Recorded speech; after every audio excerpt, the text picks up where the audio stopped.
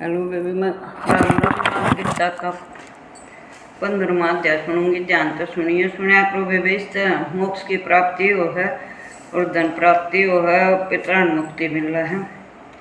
श्री भगवान जी बोले, संसार पीपल के समान है, जिसका पुराना पुरुष रूप जड़ रूप है और चराचर शाखा नीचे वेद हैं। इसके पत्ते हैं, जो जानता है वही वेद का ज्ञाता है। इसकी शाखाएं ऊपर फैली हुई हैं। सत्य और रज तमोगुण इसकी रसवाहिनी नसी हैं, इसमें इसका पालन होता है। शब्द रूप आदि इनकी डालियां हैं। पीछे कर्म रूप प्रकट होने वाली इसकी जड़ें हैं। नीचे मनुष्य लोक में और भी नीचे तक चली जाती हैं, पर अस्वस्थ का यह रूप इसका आदि अंत तथा आकार संसारी प्राणी के ध्यान में नहीं आता। तथापि इसकी जड़ गहरी है। इसमें ऐसे इस पीपल को वैराग्य रूपी दृढ़ शस्त्र से काट कर वह स्थान ढूंढना चाहिए जहाँ से फिर लौटना नहीं पड़ता। और साथ में ही यह विचारना चाहिए कि जिसमें वह पुरातन पर्वती उत्पन्न हुए उसी आदि पुरुष की शरण हूँ। अहंकार वो मोह रहित, संग दोष को जीतने वाले, आत्मज्ञान से निरत, सब कामनाओं से दूर, सुख दुख नामक द्वंद्व पदार्थों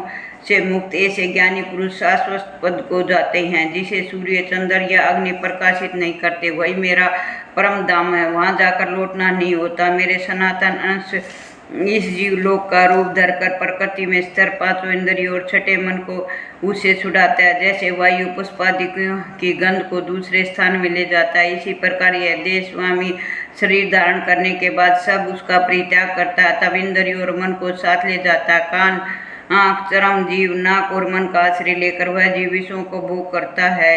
एक देह से दूसरी देह को जाते हैं, अथवा एक ही देह में रहते समय अथवा इंद्रियों से युक्त हो विषयों का उपयोग करते हुए इसको मूर्ख देख नहीं सकते, किंतु ज्ञान रूप नेत्र इसे देखते हैं। यत्न करने से योगी जन इसे देख सकते हैं, परंतु अज्ञानी यत्न करके भी इसे नहीं देख पाते। जो तेज सूर्य चंद्रमा अग्नि में वर्तमान है, जगत को प्रकाशित करता है, उसे मेरा ही तेज मानो। मैं ही पृथ्वी में प्रवेश कर अपने तेज से समस्त भूतों को धारण करता हूँ। इसमें रस स्वरूप चंद्रमा बनकर मैं ही औषधियों का धारण पोषण करता हूँ।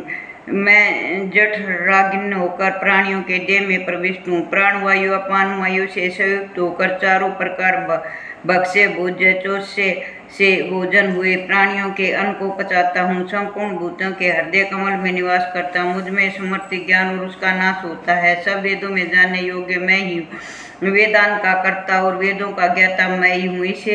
इस संसार में चर और अचर ये दो पुरुष है। जितने नाशवान प्राणी वे चर कहलाते हैं। उसमें कुछ अर्थात शैल शिखर के भांति शिखर चैतन्य को अचर कहते हैं, किंतु उत्तम पुरुष परमात्मा विकार रहित सर्वनियंता बुद्ध मुक्त नित्य रूप तीनों लोकों में प्रविष्ट होकर धारण पोषण करता हुआ इन दोनों से अलग है। चर और अचर उत्कृष्ट हूँ। इसी कारण से लोक और वेद में पुरुषोत्तम नाम से मैं जाना जाता हूँ। हे भारत, जो ज्ञानी जन इस प्रकार से मुझको पुरुषोत्तम जानता है, वह सब कुछ जानता है और सर्वभोक्ता मेरा स्मरण करता है। हे भारत, शास्त्र के वेद को मैंने कहा है, यह जानकर बुद्धिमान पुरुष कर्त के हो जाता है।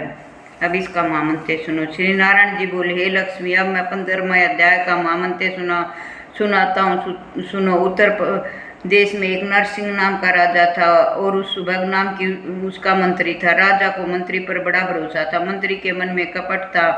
मंत्री चाहता था कि राजा को मारकर यह राज्य मैं ही करूँ। इसी बात ही कुछ काल व्यतीत हुआ। एक दिन राजा नौकरों चाकरों सहित सो रहा था। तब मंत्री राजा के सारे नौकरों समेत मारकर राज्य करने लगा। राज्य करते हुए बहुत समय व्यतीत हो गया। एक दिन वह भी मर गया। यमराज के पास दूत बांध कर ले गए। यमराज ने कहा, हे यमदूत, यह बड़ा पापी है और इसको घोर नरक में डालो। हे लक्ष्मी, इस प्रकार वह पापी नरक भोगता भोगता धर्मराज की आज्ञा से घोड़ों के योनि में आया। संगलदीप के जाय घोड़ा भया। बड़े घोड़ों का सौदागर उसने मोल ले लिया और भी घोड़े खरीद कर वह अपने देश को चला। चलते चलते अपने देश में आया। तब वहाँ के राजा ने सुना कि अमुक सौदागर बहुत घोड़े लेकर आया है। तब राजा ने उसे बुलाया, कई घोड़े खरीदे, उस घोड़े को भी खरीदा।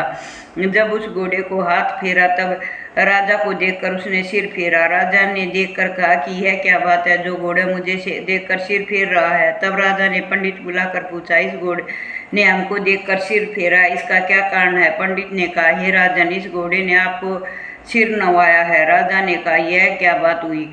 कई दिन पीछे राजा शिकार खेलने को उसी घोड़े पर सवार होकर गया। वह घोड़ा जल्दी चलता था। राजा शिकार खेलते खेलते बहुत दूर चला गया। उस दिन राजा ने जाते ही शिकार मारा।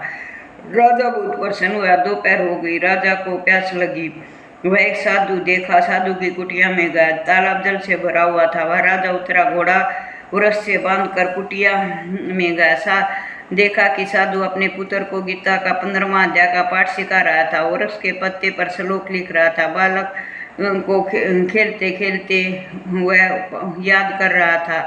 जिस वृक्ष से राजा ने घोड़ा बांधा था, उसी वृक्ष के पत्ते पर गीता जी का श्लोक लिखा था। वह बालक पत्ता लेकर खेल रहा था और पढ़ भी रहा था। उस पत्ते को घोड़े ने देखा। तत्काल उसकी देह छूट गई और देव पाई स्वर्ग से विमान आया, जिस पर बैठकर वैकुंठ को चला गया। इतने में राजा पानी पीकर बाहर आया। देखा तो घोड़ा मरा पड़ा है। राजा चिंतावान हो गया। बोला, ये घोड़ा इसे क्या हुआ? इतने में वह बोला, हे राजन, तेरे घोड़े को का चिंतन है, उसकी आत्मा मैं हूँ। मैंने अब देव पाई है, वैकुंठ को चला हूँ। राजा ने विस्मित होकर दंडवत की। पीछे से सेना के लोग आगे मिले और राजा सवार होकर घर आया। अपने पुत्र को राजे देकर आप वन को गया। तब करने लगा। श्री गीता जी के 15वें अध्याय का पाठ किया, जिसके प्रसाद से राजा को परम गति का अधिकारी हुआ है। श्री नारायण जी बोले, हे लक्ष्मी, 15वें अध्याय का महामंत्र मैंने तुम्हें सुना। इसको जो भी सुनता है, पढ़ता है, उसके सब पाप नष्ट हो जाते हैं, उसे वैकुंठ की प्राप्ति होती है। बोलो भगवते वासुदेवाय के नमः। बोलो भगवते वासुदेवाय के नमः। बोलो भगवते वासुदेवाय के नमः।